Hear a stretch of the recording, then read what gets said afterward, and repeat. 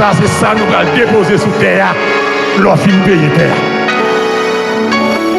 Et ça, comme on doit ça pour contribuer, pour collaborer. That's why I want you to contribute tonight. C'est ça, Jean, il y a comme ça, nous allons déposer. The way that you see it, that's how it's going to look. Dans terrain. At the land. Building, ça, c'est l'église là, l'autre là, c'est auditorium là.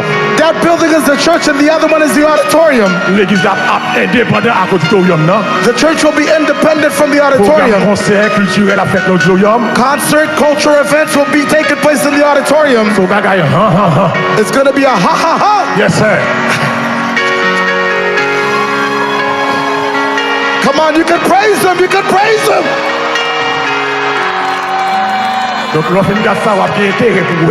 After looking at this, you will see the reason why you should give. This will be a reference place in New York.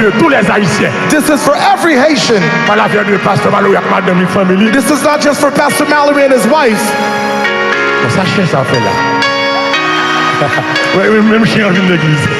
Even the dogs come to church.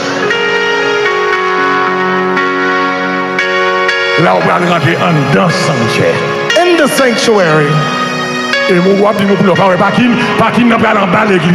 parking will be under the church. The lobby will be under the church.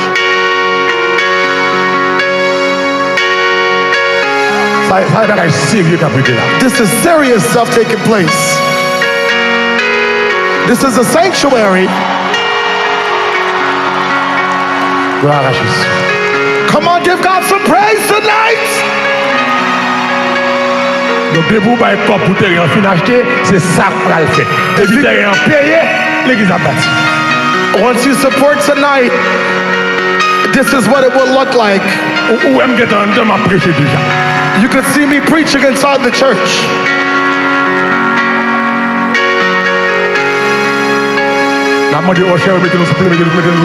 I want the ushers to get ready. Ushers.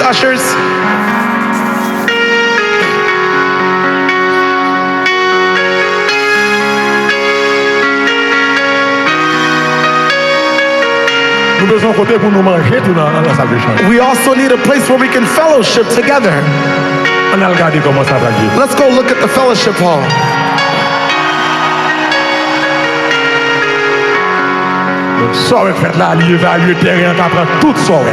All that you're seeing is included in the land.